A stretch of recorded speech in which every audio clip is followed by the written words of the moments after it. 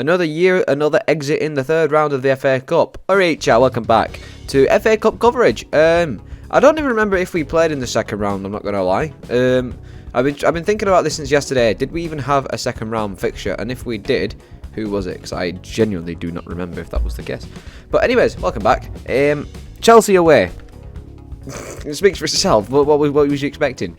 What I will say is, before I get on to talk about the game itself, was the absolute pride of the travelling supporters yesterday. What a fucking display they put on. At the full time, the scenes they were displaying were absolutely phenomenal. It's like I said on Twitter, the fans are an absolute credit to the football club. While there were some things to be had, to be taken from the performance that were positive, there were some things that were negative, and all that other good stuff. Like I said, I'll break that all down momentarily for you. The fans are the absolute pride of this football club. Time and time again, they constantly just one-up themselves for every occasion, and it's absolutely fantastic to see. Yeah, it's brilliant. Right, let's take a look at this, shall we? So, to be fair, in the first half, we kept Chelsea at bay relatively well. I think we entered the game with a little bit of a drive to keep them at bay, and in doing so, we managed to pull off 4 shots with 2 on target, and that's literally all the shots we had all came in the first half. We didn't have a single attack in the second half, as far as I remember. Chelsea managed to whip out 24 shots and 12 of them were on target. So, when you come against opposition of absolute quality in terms of what they can do on the pitch and price tags, you're expecting a bit of a hammering. To be fair, I mean, it was only 2 goals away from my predicted score, but we can see 3 goals in 11 minutes. That's pretty poor. Granted, the first one it's not a stranger. We can see goals like that all the time. Woodman could have done better for it, maybe, yes, but as a whole, we always concede goals like that. Our set pieces are awful, and our set piece defending is awful for those first 2. Sterling scores a fantastic free kick, and the rest is history when Fernandes takes the piss. It is what it is. But like I said, if anything, it's a learning experience. You don't come to Stamford Bridge expecting to walk away with a win, but it's a learning experience for the players, and one that they should, really take on board. But anyways, Woodman a 5. Tough second half from him in denying Sterling, and Enzo will be disappointed to have let Sterling's free kick in, which, yes, very disappointing. Story at 6, aggressive and confident in the first half, but ended up succumbing to the quality of Chelsea's attack. Lindsay a 5, had a decent battle with Broja in the first half, but the Chelsea striker managed to lose him before heading in the opener. Kept battling, but a tough second half. Hughes a 6, defended his box well in the first half and offered support for Miller down the left. Cleared a Broja shot off the line second half, but will be disappointed by the goals. Next page. Potts, 5.5. I thought Potts had a decent game. Put in a top first half, then clearly fatigued in the second, and Chelsea had some joy down the left. Well, yeah, that is true. Whiteman an 8, had a really good game despite the result, was disciplined in his work, switched on tactically, superb last ditch moments in the defensive third. I think he made some pretty fucking solid tackles. I think this was probably one of Whiteman's better games. Just as there's been plenty of speculation saying he doesn't want the contract and we should probably do away with him, he pulls out a performance like this.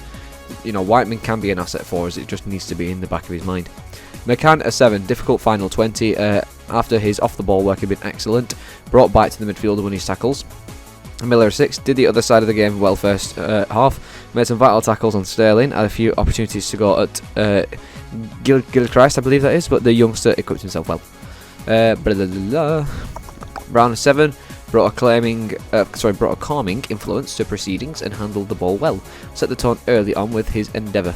Wilkeen a 6, played just over an hour going off after the opener, ran the hard yards up top and was neat and tidy at times. Had a half chance when he chested the ball down and volleyed a goal from 18 yards. Probably could have done with a bit more of a foot. Millie committed shift, backed into Chelsea's monstrous defenders and was up for the fight. So a low shot held first half.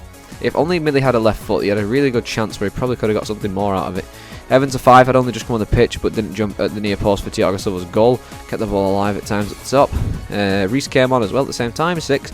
More minutes into the legs, couldn't quite pounce with the ball bounced around on a couple of occasions. Kean Best a 6, a great experience for the youngster who slotted in for Hughes and wasn't phased at all.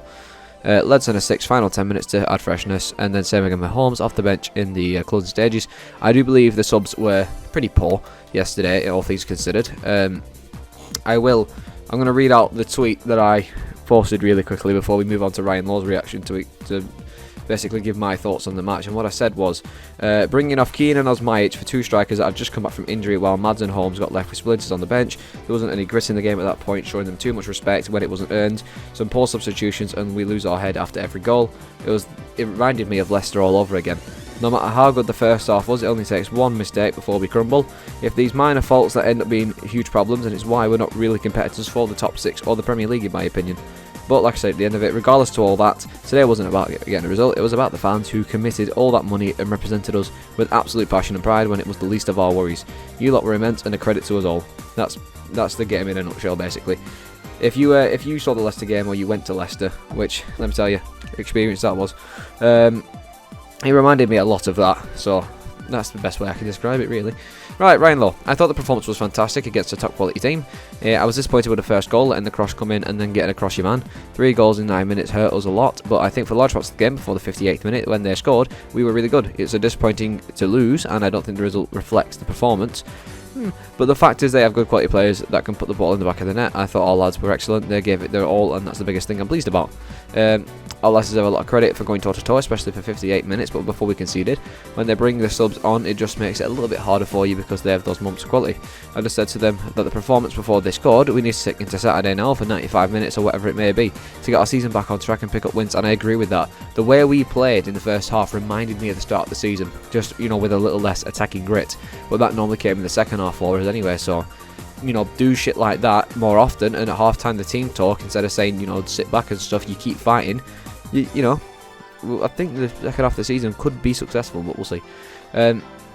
Yeah, they've shown that they can do it. I have given the lads a well done, but they're obviously disappointed with the result. Said to them, we need to show a bit of pride and passion because you have to when you come to places like this. Few were disappointed in there, but they felt they could have potentially nicked something from this, a draw, whatever it may be. Sometimes you have to hold your hand up and to quality, and that is what we were undone by today, as well as a couple of our own errors.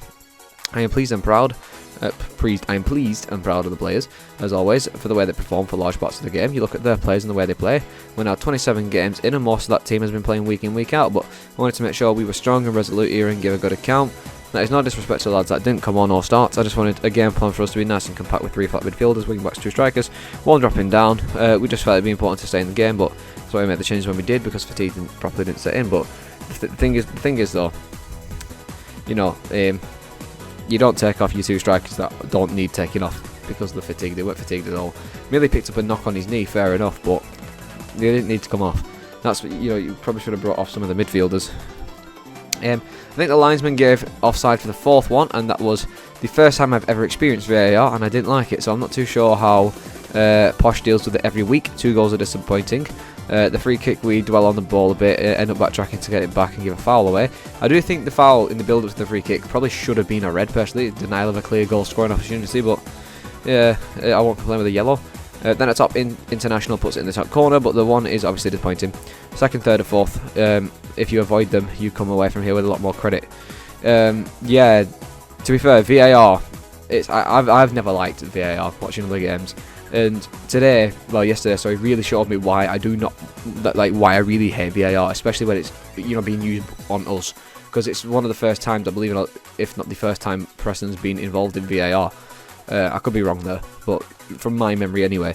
And I'm not being funny, it doesn't take 5 minutes to check a goal for offside and then to give it onside. If it's taking that long to check, it's not onside. I'm sorry, it didn't look onside to me, and if it was by a pubic hair of a fraction. It was ridiculous. Right, and Ryan Lowe continues to say, I think it was a fantastic occasion, and again we have to credit the fans, which we do because they've travelled in their numbers. For 58 minutes I was thinking I could send them home even happier, but they've had a fantastic day out. They come here and they've outsung the Chelsea supporters, which, let me say, Chelsea, no atmosphere. They have really railed around the lads today, so I want rallied the lads. That sounds awful, Jesus Christ. So I want that to continue now in the league. A special mention to them and a big thank you from me and the players and staff. Oh dear me, my head is wobbling. Right.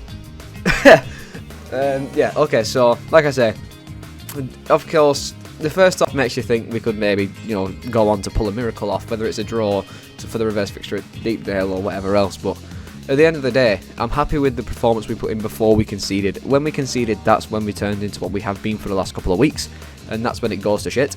And that's why, and you know, that's the sort of thing that needs addressing and sorting out really fast, because honest to God, whenever, like I said, whenever we concede and we have these problems, that's when we fall fucking downhill, all the way downhill, and things go south, and, you know, the game's gone, we lose our heads, blah blah blah. So yeah, that needs sorting out. It's just something we need, I think, collectively as a group need to work on. I'm not too sure. And yeah, also a teeny bit of news here. I mentioned Ali McCann got his contract extension the other day, but James Pradich has also rejoined Bamber Bridge for the remainder of the season. So obviously that got people speculating, are we going to bring in a third keeper? Because we recalled James for the simple reason is we wanted to give him a contract to develop him and also to maybe give him a shout here and there, but it doesn't seem like it were happening, so they've gone back to Brig. So unless we bring in a third for the rest of the season, I'm not entirely sure, but we'll find out. It won't be Everson, we know that for a fact. And yeah, like I said, it looked like a really good away day for most fans out there, even with the results. So every fucking credit. And yeah, cheers for watching. Of course, we're at the FA Cup now, but we're at the EFL Cup. So the only competition we got to focus on now is the league. So fingers crossed we can turn all our eyes and attention to fixing the fucking form, getting back on track, and maybe just maybe being contenders for the top 6. But again, even if we do make the top 6, it's like I said, I strongly do believe it's these minor faults within the team that are going to knock us down. And if we do manage to make the top 6 in playoffs, it's going to sting us really hard, and we're going to drop out the playoffs through these kind of things. So unless it can get sorted before then, if we do make the top 6, we're going nowhere. But you know, it's like Peter and Craig said, it's a long-term project. So if Ryan Law manages to turn the second half of the season round, then chances are he'll be keeping his job. Right, I will sign out now, but before I do, I will just very quickly say that if you do follow me on Twitter, I have posted about the next Supporters Discuss. If you would like to get involved, please head over to the Twitter. The link is in the description, and find the pinned tweet on my page, and you'll see the alert for Supporters Discuss. Of course, we've got some deadlines in place, just so I'll be able to get the video out in good time and whatnot. And yes, I look forward to making that video. I always do. It's always a pleasure, and I look forward to hearing some supporters' opinions so far. So yeah, I will sign now. So thank you very much, and I'll see you later.